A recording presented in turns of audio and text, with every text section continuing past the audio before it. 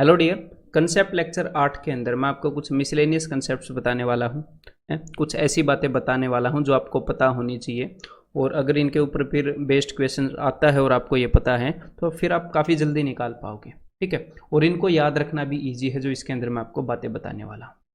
तो भाई सबसे पहला जो मैं आपको पैटर्न बताने वाला हूँ वो ये है कि स्क्वेयर इनसाइड स्क्वेयर या फिर स्क्वेयर इनसाइड सर्कल। एग्जामिनर क्या करता है, कई बार स्क्वेयर के अंदर एक स्क्वेयर डाल देता है, ठीक है, उसके मिड पॉइंट्स को मिलाकर, फिर उसके बाद एक और स्क्वेयर डाल देता है, फिर उसके बाद एक और स्क्वेयर डाल देता है, ऐसे स्क्वेयर के अंदर स्क्वेयर डालता रहता है। तो एक बार इनकी रिलेशन को स्टडी करते हैं जरा। तो देखो भाई, यहाँ पर हमारे सामने दो स्क्वेयर हैं, ध्यान से मेरी बात को सुनिएगा। अगर मैं अंदर वाले स्क्वेयर की साइड को ए मान लूँ, अंदर वाले स्क्वेयर की साइड को ए मान लूँ, तो इसका डायगोनल कितना होएगा? इसका डायगोनल हो जाएगा जी √2a। सिंपल सा फॉर्मूला है। लेकिन जो इसका डायगोनल है √2a, वो बाहर वाले स्क्वायर की साइड बन गया। बाहर वाले स्क्वायर की क्या बन गया? साइड।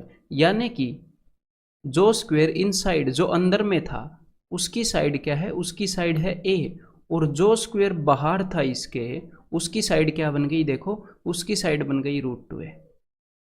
ठीक है, तो अंदर वाले स्क्वायर का डायगोनल, क्योंकि डायगोनल हमेशा साइड का √2 होता है, अंदर वाले स्क्वायर का डायगोनल बाहर वाले स्क्वायर के लिए साइड बन रहा है। इसका मतलब क्या है?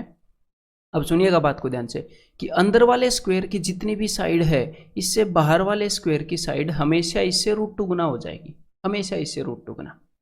ठीक है, अब इस रिजल्ट से हमें फ़ायदा क्या मिलता है? अगर वो स्क्वायर के अंदर स्क्वायर फंसाता है एग्जामिनर, और अगर एग्जामिनर ये बोलता है कि अंदर वाले स्क्वायर की साइड है 7, अंदर वाले स्क्वायर की साइड है 7, तो आपको इससे बाहर वाले स्क्वायर की साइड मिल गई। यानी कि ब्राउन वाले स्क्वायर की साइड क्या हो जाएगी? 7 × √2। बाहर वाले, जब भी हम अंदर से बाहर की तरफ मूव करेंगे तो जो स्क्वायर की साइड है वो √2 गुना होती जाएगी। तो इससे बाहर वाले स्क्वायर की साइड होगी 7 √2, और इससे बाहर वाले स्क्वायर की साइड कितनी हो जाएगी? जो भी ब्राउन वाले की साइड है उसकी √2 गुना, यानी कि 14, और उससे बाहर यानी कि इस ब्लैक वाले स्क्वायर की साइड कितनी हो जाएगी? 14 × √2। इसके अंदर वाले की 14 है तो इसकी 14 √2। समझ में आ गई बात? तो जब भी स्क्वायर के अंदर स्क्वायर इंस्क्राइब हो, मिड पॉइंट्स को मिलाकर, इस बात को ध्यान रखिएगा, मिड पॉइंट्स को मिलाकर, तो क्या होता है? जब हम अंदर से बाहर की तरफ आते हैं तो स्क्वायर्स की जो साइड्स होती हैं वो √2 टाइम्स होती जाती हैं। और मैंने आपको एक बात बताई थी कि अगर दो स्क्वायर्स की साइड्स का कुछ रेशियो है तो उनके डायगोनल का भी वही रेशियो होता है ना। अगर हमारे पास दो स्क्वायर्स हैं, उनकी साइड का रेशियो हो 1:2, तो उनके डायगोनल का क्या रेशियो होगा? सॉरी, 1:2 नहीं, A:B। तो उनके डायगोनल का क्या रेशियो होगा? A:B। लेकिन उनके एरिया का क्या रेशियो होगा? A²:B²। ठीक है, तो यहाँ पर हमने क्या देखना है? अब ध्यान से सुनो। जब हम अंदर से बाहर की तरफ आएंगे, अगर हमें अंदर वाले स्क्वायर की साइड पता है तो बाहर वाले स्क्वायर की साइड √2 गुना होती है। अगर मैं सबसे अंदर वाले स्क्वायर की साइड आपको बता दूं 8 है, और आपसे पूछ लूँ ब्लैक वाले की कितनी है, तो आप क्या करोगे पता है? देखो कितनी बाहर आना है। अगर ब्राउन वाले की चाहिए तो √2 टाइम्स कर दो, ब्लू वाले की चाहिए तो एक बार फिर से √2 टाइम कर दो, लेकिन ब्लैक वाले की चाहिए तो एक बार फिर से √2 टाइम कर दो। हर बाहर वाले की साइड √2 टाइम है। सिमिलरली अगर कोई आपको अंदर वाले का डायगोनल बता दे कि भाई अंदर वाले का डायगोनल जो है वो 10 है, तो सबसे बाहर वाले का डायगोनल बताओ, तो अंदर वाले का डायगोनल 10 है, तो आप सिर्फ ये देखोगे कि कितना बाहर जाना है। एक तो ये, इससे एक बाहर ये वाला है, 2 बाहर ये वाला है, 3 बाहर ये वाला है, यानी कि 3 बार √2 टाइम्स हो जाएगा डायगोनल। तो साइड और डायगोनल हर एक बार अगर अंदर से बाहर आएंगे तो √2 गुना होएगी। और अगर बाहर से अंदर जाओगे, बाहर से अंदर जाओगे तो क्या होएगा? मान लो बाहर वाले का जो साइड है वो A है, और आपने बतानी है सबसे अंदर वाले की साइड, इस ग्रीन वाले की। तो बाहर वाले की साइड पता है, अंदर वाले की निकालनी है, तो √2 से डिवाइड कर दो। जब बाहर आ रहे थे तो √2 से मल्टीप्लाई कर रहे थे, तो ब्लू वाले की साइड आ गई ना, √2 से डिवाइड किया। लेकिन हमने ब्लू वाले की नहीं निकालनी, ब्राउन वाले की निकालनी है, तो ब्राउन वाले के लिए फिर से √2 से डिवाइड कर दो, ये ब्राउन वाले की आ गई। लेकिन एक्चुअल में हमने ब्राउन वाले की नहीं, ग्रीन वाले की निकालनी है, तो फिर से √2 से डिवाइड कर दो। तो ये कंसेप्ट है। कंसेप्ट क्या है कि जब स्क्वायर के मिड पॉइंट्स को जोड़कर ऐसे ऐसे स्क्वायर बनाए जाते हैं, तो अंदर से बाहर आते हुए जो साइड है और जो डायगोनल है उनकी लेंथ अंदर से बाहर वाले स्क्वायर्स की √2 टाइम्स होती जाती है। बाहर से अंदर जाओगे तो √2 से डिवाइड करना पड़ेगा, 1/√2 टाइम्स होती जाती है।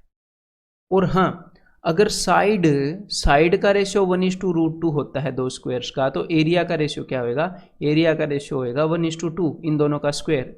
यानी कि अंदर से बाहर आते हुए स्क्वायर्स का जो एरिया है वो 2 गुना होता जाता है। ठीक है जी, एरिया क्या होता जाता है? 2 गुना। अगर इस ग्रीन वाले का एरिया 10 मीटर स्क्वायर है तो इस ब्राउन वाले का एरिया 20 मीटर स्क्वायर है। इस ब्लू वाले का एरिया 40 मीटर स्क्वायर है। बाहर आते हुए डबल होता जाएगा, ब्लैक वाले का एरिया 80 मीटर स्क्वायर है। तो ये चीज़ें आपको पता होनी चाहिए, ठीक है। और अंदर जाते हुए एरिया क्या होता जाएगा? हाफ होता जाएगा। देन और अब तक हमने की है भाई कि स्क्वायर के अंदर अगर स्क्वायर डाल दे, लेकिन अगर स्क्वायर के अंदर एग्जामिनर सर्कल डाल दे, फिर स्क्वायर डाल दे, फिर सर्कल डाल दे, तो उस केस में आपने क्या करना है? देखो, हमें ये पता है ना कि स्क्वायर के अंदर स्क्वायर डाल दे फिर स्क्वायर डाल दे कि उस कम्बिनेशन के अंदर क्या होता है। एग्जैक्टली वही रिलेशन इस कम्बिनेशन के अंदर भी है। हम इसको प्रूव भी कर सकते हैं, आप ट्राई कर सकते हो प्रूव करके वैल्यूज लेके, जैसे हमने इसके अंदर ली थी। सिमिलरली ये प्रूव हो जाएगा। तो यहाँ पर हमें क्या याद रखना है, अब देखना ध्यान से, कि जो अंदर वाले स्क्वायर की साइड है, अगर आपको इससे बाहर वाले स्क्वायर की साइड चाहिए तो वो √2 गुना होगी। अगर उससे बाहर वाले स्क्वायर की साइड चाहिए तो फिर से √2 गुना करना पड़ेगा। उससे बाहर वाले की चाहिए तो फिर से √2 गुना करना पड़ेगा। एग्जैक्टली ऐसे ही। और अंदर वाले स्क्वायर का अगर आपको एरिया पता है तो इससे बाहर वाले स्क्वायर का एरिया उसका डबल होगा, उससे बाहर वाले का एरिया उससे डबल होगा।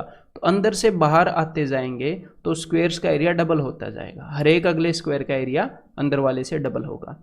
सिमिलरली ये जो सर्कल्स इन्वॉल्व है ना, जैसे सबसे पहले स्क्वायर है, उसके बाद क्या है? सर्कल। तो ये जो सर्कल्स इन्वॉल्व है इनकी मैं बात कर रहा हूं। अंदर वाले सर्कल का जो रेडियस है, देखो देखते हैं एक बार। स्क्वायर के अंदर दो चीजें थी, एक तो थी साइड और एक डायगोनल। मतलब 1 डायमेंशन में दो चीजें थी, साइड और डायगोनल, और 2 डायमेंशन में था एरिया। ऐसे ही सर्कल के अंदर दो चीजें हैं, 1 डायमेंशन में क्या है? रेडियस, और 2 डायमेंशन में क्या है जी? एरिया। ठीक है।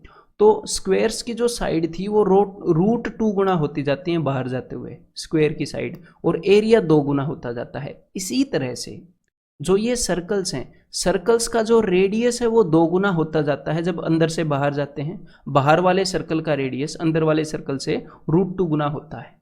और एरिया जो है अंदर वाले सर्कल से, ये देखो हमारे पास ये अंदर वाला सर्कल है, इससे बाहर एक और सर्कल है ये वाला। ठीक है। तो अंदर वाले सर्कल के कंपैरिजन में बाहर वाले सर्कल का एरिया डबल होता जाता है। तो एग्जैक्टली वही रिलेशन है जो यहाँ पर थी वही यहाँ पर है। तो आपने जस्ट ये केस याद रखना है कि स्क्वायर के अंदर स्क्वायर आए मिड पॉइंट्स को जोड़ते हुए, या फिर यहाँ पर मिड पॉइंट को जोड़ने की जरूरत नहीं है। अगर स्क्वायर के अंदर सर्कल आए फिर स्क्वायर आए फिर सर्कल आए तो उस केस में क्या होता है? वही होता है। अंदर से बाहर आएंगे तो जो 1 डायमेंशनल चीजें हैं वो √2 गुना हो जाएंगी। जो 2 डायमेंशनल यानी कि जो एरिया है वो डबल होता रहेगा हर एक फिगर का। स्क्वायर का कंपेरिजन स्क्वायर से करेंगे, सर्कल का सर्कल से करेंगे। बाहर से अंदर जाएंगे तो इसका उल्टा होता जाएगा। ठीक है। तो भाई अब मैं आपको एक और पैटर्न बताने वाला हूं यहाँ पर।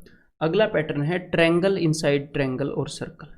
जैसे हमने पीछे स्क्वायर के अंदर स्क्वायर किया, ऐसे ही अगर मैं इस ट्रायंगल के मिड पॉइंट्स को जोड़कर एक और ट्रायंगल बनाऊं, और ये इक्विलेटरल ट्रायंगल होना जरूरी नहीं है, this can be any triangle, दुनिया की किसी तरह की ट्रायंगल हो, कोई भी ट्रायंगल हो। अगर आप एक ट्रायंगल के मिड पॉइंट्स को जोड़कर ऐसे ट्रायंगल बनाओगे तो एक चीज़ तो मैंने आपको बताया था पहले, क्या बताया था अगर आपको ध्यान हो तो? मिड पॉइंट थ्योरम बताया था ना। अगर इसके मिड पॉइंट्स को जोड़ेंगे तो सामने वाली साइड के कंपैरिजन में इसकी जो लेंथ है, इसकी ये वाली जो साइड है वो हाफ हो जाएगी। अगर सामने वाली साइड, मान लो ये एक इक्विलेटरल ट्रायंगल मान लो समझने के लिए, अगर सामने वाली जो नीचे वाली साइड है उसकी लेंथ 2 है तो इसकी 1 होगी। सिमिलरली अगर इसकी लेंथ 2 है तो इसकी लेंथ 1 हो गई। सिमिलरली अगर इसकी लेंथ 2 है तो इसकी लेंथ 1 हो गई। ठीक है, समझ में आ गए? तो ये जो बीच में ट्रायंगल बनी है ना, ट्रायंगल के मिड पॉइंट्स को जोड़कर, इसकी जो साइड है वो बाहर वाली ट्रायंगल से आधी है। मिड पॉइंट थ्योरम से ही क्लियर हो जाता है। ये जो लाइन है ये नीचे वाले के कंपैरिजन में आधी होती है। अगर हम मिड पॉइंट्स को जोड़ते हैं तो बेस के आधी लाइन बनती है, मैंने मिड पॉइंट थ्योरम में बताया। तो जब आप ट्रायंगल के अंदर ट्रायंगल बनाओगे फिर उसके अंदर ट्रायंगल बनाओगे, ऐसे ट्रायंगल के अंदर ट्रायंगल बनाते चले जाओगे तो ध्यान से सुनिएगा कि इनकी जो साइड है ना वो आधी होती चली जाएगी। अगर बाहर वाले ट्रायंगल की साइड 16 है तो इस ट्रायंगल की साइड 8 है, इसकी साइड 4 है, इसकी साइड 2 है, वो आधी होती चली जाएगी। सिमिलरली अगर हम अंदर से बाहर की तरफ देखेंगे तो क्या होगा कि अगर अंदर वाली ट्रायंगल की साइड 10 है तो इससे बाहर वाले की साइड 20 है, इसकी साइड 40 है, इस पूरी की साइड 80 है। बाहर की तरफ देखेंगे तो साइड्स डबल होती जाएगी बड़ी ट्रायंगल की। तो क्लियर है। स्क्वायर के अंदर क्या हो रहा था, स्क्वायर के अंदर जो साइड थी वो √2 टाइम्स हो रही थी, लेकिन ट्रायंगल के अंदर डबल हो रही है साइड। स्क्वायर के अंदर जो एरिया है वो डबल हो रहा था, √2 का स्क्वायर। तो अब यहां पर एरिया कितना होएगा, तो भाई यहां पर एरिया अंदर वाली ट्रायंगल के कंपैरिजन में अंदर से बाहर आओगे तो एरिया 4 गुना होता रहेगा। क्लियर है। अगर इसका एरिया 1 है तो इससे बाहर वाले का एरिया 4 है। और ये तो मैंने आपको पहले बताया भी है, ये वाला पॉइंट देखो, ये वाला पॉइंट बताया था ना मैंने, जब किसी भी ट्रायंगल के मिड पॉइंट्स को जोड़ोगे तो मैंने आपको क्या बताया था कि एरिया 4 बराबर हिस्सों में बंटता है। ये चीज़ अगर आपको ये डायग्राम याद हो तो सिंपल सी बात है, अगर बाहर वाली ट्रायंगल का एरिया 4 है तो अंदर वाली का 1 है, यानी कि बाहर वाली ट्रायंगल का एरिया 4 गुना होता है इसके कंपैरिजन में। तो वही रूल यहां पर लागू हो जाता है। ठीक है, वही रूल मतलब कि यहां पर क्या हुआ, अगर इसका एरिया 1 है तो इन चारों का एरिया 1 है। और यहां पर एक और बात बताऊं, देखो हमें एक बात पता है कि भाई जो भी इस अंदर वाले का एरिया होगा वही इन तीनों का एरिया होएगा, इस अंदर वाले का जो एरिया होएगा वही इन तीनों का एरिया होएगा। अगर यहाँ पर एग्जामिनर आपको ऐसे क्वेश्चन दे दे कि भाई इसका एरिया बता दे, तो आपको सिर्फ ब्लू वाली ट्रायंगल को देखो, ब्लू वाली को, इस ब्लैक वाली को भूल जाओ, तो इन सब का एरिया ऐसे ऐसे होएगा, है ना। अब देखो ध्यान से कि ब्लू वाली के अंदर कितने वो आए हैं, ब्लू वाली ट्रायंगल का 1 2 3 4, ब्लू वाली ट्रायंगल का एरिया 4 है तो इन बाहर वालियों का भी 4 होएगा। समझ में आ गई बात। तो एग्जामिनर अगर आपको ऐसे ये वाला शेडेड रीजन दे दे तो कोई दिक्कत नहीं है। पूरी ट्रायंगल का एरिया कितना है, 4 4 8 4 12, और इस अंदर वाली का भी 4 है, 16। पूरी ट्रायंगल का जो एरिया है वो 16 है, और ये जो है उसमें से जस्ट 1 है, 1/16 है फ्रैक्शन के अंदर। तो ये चीज़ समझ में आ गई। जब स्क्वायर के अंदर स्क्वायर होएगा तो सारी चीज़ें अंदर से बाहर निकलते टाइम √2 टाइम होंगी, जितनी भी 1 डायमेंशनल चीज़ें हैं साइड और डायगोनल, एरिया 2 गुना होएगा। लेकिन यही काम ट्रायंगल के अंदर होता है, तो जो साइड्स होती हैं ट्रायंगल की, और एक और बात ध्यान रखना, सिर्फ साइड नहीं, अगर आपको अंदर वाली ट्रायंगल की एल्टीट्यूड बताएगा एग्जामिनर कि इसकी एल्टीट्यूड 5 है तो बाहर वाली की एल्टीट्यूड 10 होएगी। मतलब कि साइड, मीडियन, एल्टीट्यूड अगर आपको सरकम सेंटर भी इन सेंटर भी बताएगा ना, अंदर वाली का इन सेंटर, तो बाहर वाली ट्रायंगल का इन सेंटर भी उससे डबल होएगा, बाहर वाली ट्रायंगल का इन सेंटर। क्लियर है, समझ में आ रहा है। इससे बाहर वाली का इन सेंटर उससे डबल होगा। मतलब कि अंदर वाली ट्रायंगल का जो भी मामला है इससे बाहर वाली ट्रायंगल का वही मामला उससे डबल होगा, बाहर वाली ट्रायंगल की वही कोरस्पॉन्डिंग चीज की वैल्यू उससे डबल होगी। हाँ, एरिया की वैल्यू 4 गुना होगी, क्योंकि एरिया 2 डायमेंशन में होता है। अब मैंने आपको स्क्वायर के साथ कम्बिनेशन दिखाया, फिर स्क्वायर का और सर्कल का आपस में कम्बिनेशन दिखाया। तो अब यहाँ पर ट्रायंगल का और इनका सर्कल का मैं आपको कॉम्बिनेशन दिखाता हूँ। देखो, ट्रायंगल के अंदर सर्कल, के अंदर ट्रायंगल, के अंदर सर्कल, ऐसे अगर बार बार आता रहे, फिर उसके अंदर फिर से ट्रायंगल। तो अब मेरी बात को ध्यान से सुनिएगा, ये वाला जो केस है ना, ये only and only equilateral triangle में लागू होगा। ये किसी भी ट्रायंगल के अंदर लागू हो सकता था, ट्रायंगल के अंदर ट्रायंगल वाला, लेकिन ट्रायंगल के अंदर सर्कल, के अंदर ट्रायंगल, मतलब कि ट्रायंगल और सर्कल वाला जो कॉम्बिनेशन है वो इक्विलेटरल में ही लागू होएगा। और डेफिनेटली एसएससी में इक्विलेटरल में ही देगा, वो किसी भी एग्जाम में इक्विलेटरल में देगा, अदरवाइज तो हमें निकालना पड़ेगा मैन्युअली। तो यहाँ पर वही कॉम्बिनेशन है। क्या कॉम्बिनेशन है, ध्यान से सुनो, कि जब आप अंदर से बाहर की तरफ आओगे तो अंदर वाली ट्रायंगल की जो भी साइड है बाहर वाले की उससे डबल होगी, उससे बाहर वाले की उससे डबल होगी, और एरिया जो है वो 4 गुना होता रहेगा। अंदर वाली ट्रायंगल का जो भी एरिया है बाहर वाली का उससे 4 गुना, उससे बाहर वाली का उससे 4 गुना। सिमिलरली सर्कल्स का केस है, अंदर वाला जो सर्कल है उसका जो रेडियस है बाहर वाले का रेडियस उससे 2 गुना होएगा, उससे बाहर वाले का उससे 2 गुना होएगा। और सिमिलरली सर्कल के एरिया के साथ केस है, अंदर वाले सर्कल का जो एरिया है बाहर वाले का एरिया उससे 4 गुना होगा। साइड्स अगर 2 गुना हो रही हैं तो एरिया 4 गुना होगा। तो ये केस है भाई, ये पैटर्न है। अब इसके ऊपर बेस्ड मैं आपको कुछ क्वेश्चंस कराने वाला हूँ, ये मैंने ही बनाए हैं। तो एक बार वीडियो पॉज करके ये बताओ, आपने बताना क्या है। ऊपर वाले केसेस में आपने ये बताना है कि ट्रायंगल का कितना फ्रैक्शन एरिया शेडेड है, और नीचे वाले केसेस में क्या बताना है वो बता ही रखा है। यहाँ पर रेडियस गिवन है, रेडियस गिवन है, यहाँ पर भी रेडियस गिवन है जो कि 1 है। ठीक है, तो बताओ जरा पॉज करके। तो उम्मीद करता हूँ आपने ट्राई किए होंगे और आपने निकाल भी लिए होंगे। तो यहाँ से स्टार्ट करता हूँ। देखो भाई, ये जो अपनी दूसरे रंग से स्टार्ट करते हैं, मैंने आपको क्या बताया था कि ये जो लाल वाली ट्रायंगल का जो भी एरिया है, इससे बाहर वाली का इससे 4 गुना होगा। हमें ये पता है कि अगर इसका एरिया 1 है तो इसका भी 1 है, इसका भी 1 है, इसका भी 1 है, ये मैंने आपको कराया था। और इस ब्लू वाली का एरिया क्या है, यहाँ पर 1 2 3 4 4 है, तो इन बाकियों का भी 4 होगा। ये पॉइंट तो थोड़ी देर पहले ही कराया था। तो ये जो शेडेड पोर्शन है ना, ये सिर्फ एक है, सिर्फ एक है। कितने में से? 4 4 4 4 16 में से 1/16 एरिया शेडेड है। इस वाले केस में भी एग्जैक्टली वही केस है, लेकिन टोटल कितना एरिया शेडेड है? 1 2 3, मतलब कि टोटल 1 1 1 1 4 4, टोटल अगर 16 हिस्सों में ट्रायंगल का एरिया बटा है तो उसमें से 3 एरिया शेडेड है। यहां पर क्या है, यहां पर भी देखो एग्जैक्टली वही केस है। जिस पोर्शन के अंदर 4 यूनिट एरिया है, जिसके अंदर 4 यूनिट एरिया है, एक तो वो वाला, और एक जिस पोर्शन के अंदर 1 यूनिट एरिया है, ये 2 शेडेड हैं। तो टोटल 5 यूनिट एरिया शेडेड है अगर पूरी ट्रायंगल का 16 है तो। ठीक है, तो अंडरस्टैंडिंग बना रहे हो ना, इन क्वेश्चन से डरना मत। ये जस्ट मैं आपकी अंडरस्टैंडिंग बना रहा हूँ इन क्वेश्चंस के थ्रू, ये खुद मैंने फॉर्म किए हैं ताकि आपकी कंसेप्चुअल अंडरस्टैंडिंग बनाई जाए। तो ये मत डरना कि अगर ये आ गए तो हम क्या करेंगे। ठीक है, ऐसे हाँ, ये ऐसे आ नहीं रहे हैं, इस टाइप से तो मैं बना रहा हूँ। ठीक है, बस इनका यूज हो रहा है इन कंसेप्ट्स का, तो उस चीज को मैं स्ट्रॉन्ग कर रहा हूँ। तो देखो, तो भाई अगर अंदर वाले सर्कल का जो रेडियस है वो 7 है, तो आपने बाहर वाले सर्कल का एरिया बताना है। तो मैंने क्या बताया था, जब ट्रायंगल के साथ ट्रायंगल का या सर्कल का किसी का भी कॉम्बिनेशन बनेगा तो बाहर वाली चीजें क्या होती हैं? डबल होती जाती हैं। तो अंदर वाले सर्कल का एरिया बताओ जरा, इसका एरिया। तो जब रेडियस 7 होता है तो स्टैंडर्ड केस किया है हमने, एरिया हो जाएगा 154, एरिया 154, रेडियस 7 है तो। और मुझे पता है अंदर वाले का जो भी एरिया हो, इस बाहर वाले का एरिया उससे 4 गुना होएगा। तो 154 × 4, बस समझ में आ गई, 624। ऐसे ही यहां पर देखो, अब अंदर वाले सर्कल का रेडियस हमें पता चल गया, तो हमें इस ट्रायंगल का एरिया बताना है। तो देखो यहां पर अब आप क्या करोगे, यहां पर इस अंदर वाली ट्रायंगल का एरिया निकाल लो, अंदर वाली ट्रायंगल का एरिया निकाल लो। ठीक है, और फिर उसको 4 गुना कर देंगे, बिकॉज अंदर वाली ट्रायंगल का जो भी एरिया है उसका 4 गुना है बाहर वाली ट्रायंगल का एरिया। तो चलो भाई, अंदर वाली ट्रायंगल का एरिया निकालने के लिए, ये इक्विलेटरल ट्रायंगल्स हैं सारी। ठीक है, तो अंदर वाली ट्रायंगल का एरिया निकालने के लिए हमें उसकी साइड निकालनी पड़ेगी। तो देखो हमें क्या पता है, हमें ट्रायंगल का इन सेंटर पता है, इन सेंटर। ट्रायंगल के अंदर जो सर्कल है, ट्रायंगल के अंदर जो सर्कल है, इन सेंटर नहीं, सॉरी, इन रेडियस। ट्रायंगल के अंदर जो सर्कल है उसका रेडियस पता है, जिसे इन रेडियस कहते हैं। तो मैंने आपको क्या बताया था कि इन रेडियस कैसे निकलता है, इन रेडियस निकलता है साइड बाई 2√3, ऐसे। ठीक है, तो साइड निकालनी है ना हमने, इन रेडियस तो पता है, तो इसको ऊपर भेज दो। तो इन रेडियस है यहाँ पर 7, इसको ऊपर भेज दो इंटू 2√3। तो अंदर वाली जो ट्रायंगल है उसकी आपको साइड मिल जाएगी, तो ये क्या हो जाएगी, 14√3।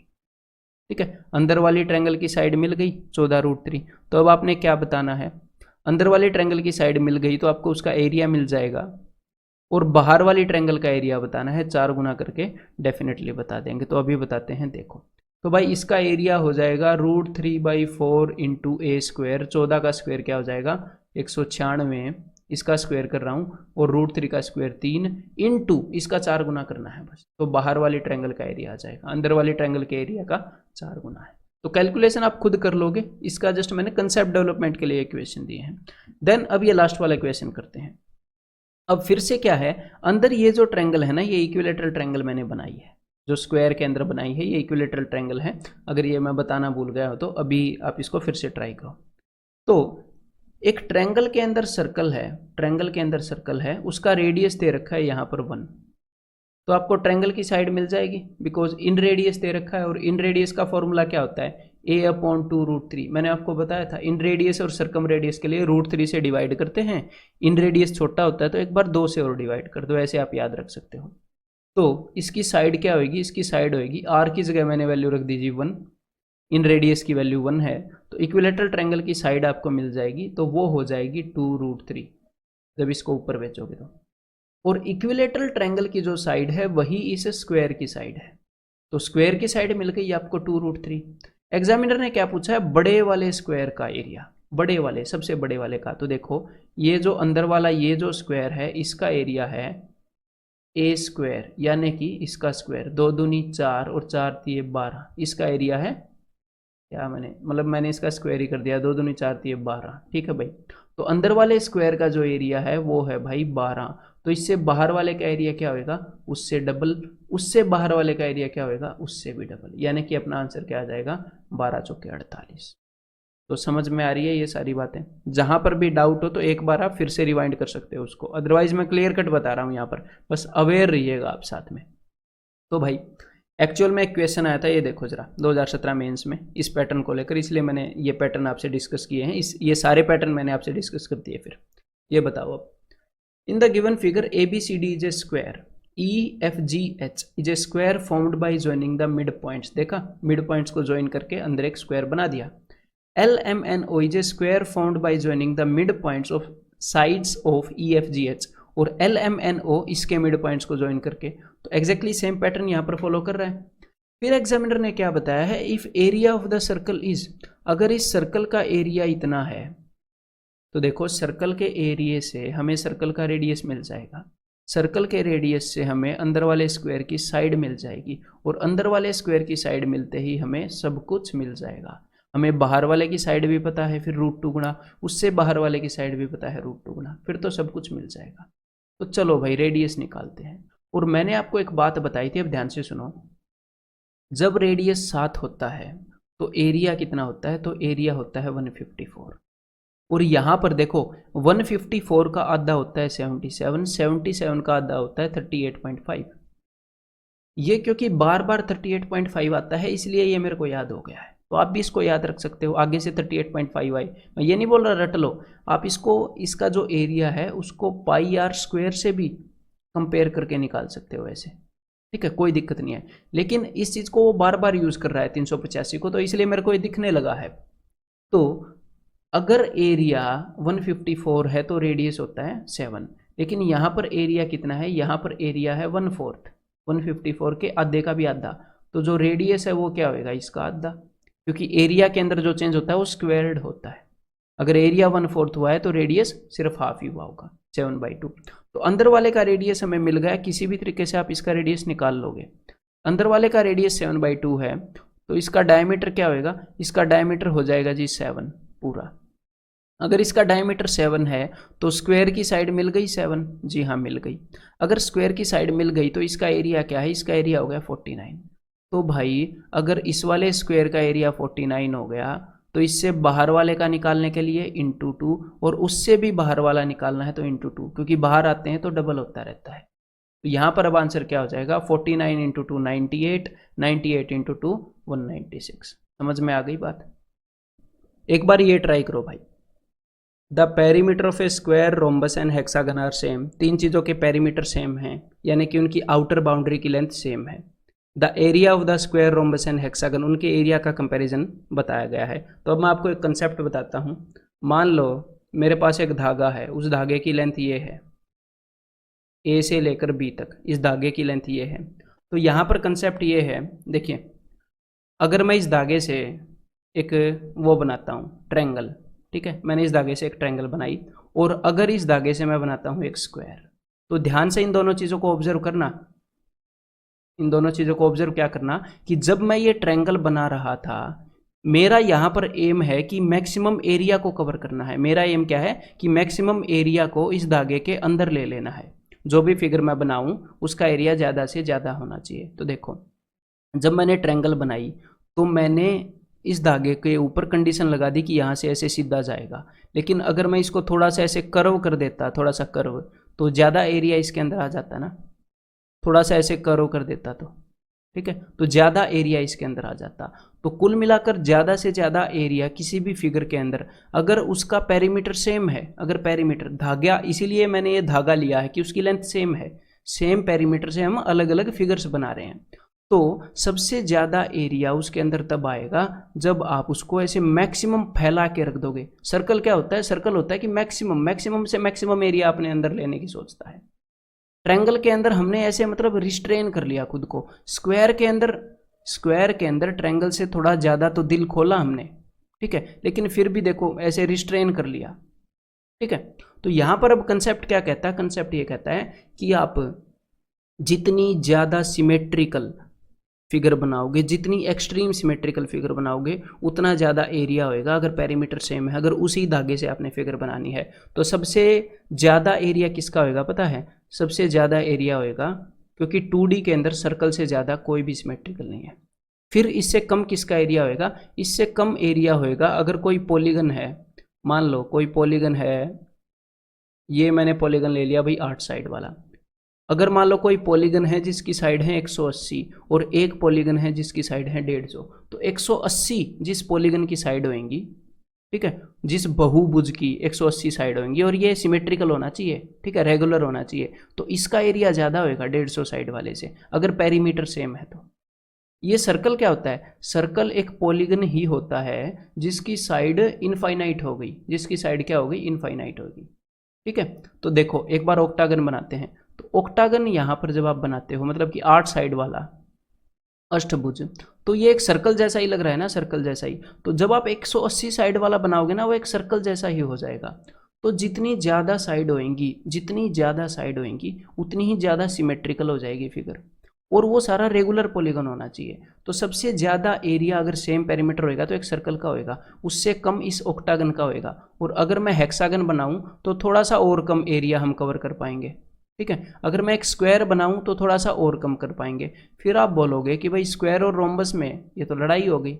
लड़ाई नहीं हुई। मेरे को एक बात बताओ, स्क्वायर और रोम्बस में ज़्यादा सिमेट्रिकल क्या है? ज़्यादा सिमेट्रिकल रोम्बस जो है वो सिमेट्रिकल नहीं है चारों तरफ से। देखो ये वाला डायगोनल बड़ा है, ये वाला छोटा है। ज़्यादा सिमेट्रिकल स्क्वायर है, सब कुछ बराबर है स्क्वायर का चारों तरफ से। तो स्क्वायर एक रेगुलर पॉलीगन है 4 साइड का, रोम्बस नहीं है। तो रोम्बस का जो एरिया है, रोम्बस का एरिया स्क्वायर से कम होगा। जितनी ज़्यादा सिमेट्री और जितनी ज़्यादा साइड्स, उतना ही बड़ा एरिया सेम पेरीमीटर से। तो रोम्बस का इससे कम होगा। और इससे कम किसका होगा? अगर कोई इक्विलेटरल ट्रायंगल है, अगर पेरीमीटर सेम है तो इससे कम इक्विलेटरल ट्रायंगल का होगा। और अगर आपने ट्रायंगल की सिमेट्री बिगाड़ दी, ऐसे बना दी स्केलन, तो उसका एरिया इक्विलेटरल ट्रायंगल से भी कम हो जाएगा। फिर समझ गए? तो सेम पेरीमीटर है तो जितनी ज़्यादा सिमेट्री और जितनी ज़्यादा साइड्स, उतना ज़्यादा एरिया। अब देखो यहाँ पर, अब क्वेश्चन को करते हैं। हमारे पास एक तो स्क्वायर है, एक रोम्बस है, और एक क्या है? एक हेक्सागन है। तो सबसे ज़्यादा साइड्स किसकी हैं? सबसे ज़्यादा साइड हेक्सागन की हैं, और ये सिमेट्रिकल भी है, रेगुलर हेक्सागन होएगा। तो सबसे ज़्यादा एरिया हेक्सागन कवर करेगा अगर पेरीमीटर सेम है। फिर इन दोनों में स्क्वायर जीतेगा, स्क्वायर ज़्यादा सिमेट्रिकल है, साइड्स बेशक से बराबर हों। ये एक टिल्टेड चीज़ है, ये सिमेट्रिकल नहीं है, ठीक है, सिर्फ हाफ सिमेट्रिकल है, चारों तरफ से सिमेट्रिकल नहीं है। तो हेक्सागन के बाद hexagon is greater than square is greater than rhombus, rhombus का एरिया सबसे छोटा होएगा। तो यहाँ पर अपना आंसर आ जाएगा ऑप्शन सी। इसको मैं सोल्व भी करके दिखा सकता था, लेकिन ये बेस्ट वे है। आगे से इस तरह का क्वेश्चन एग्जामिनर पूछे तो आप ऐसे बता सकते हो, ठीक है, 100% सही होएगा। तो भाई अब मैं आपको मिलता हूँ क्विक रिविजन पॉइंट्स में।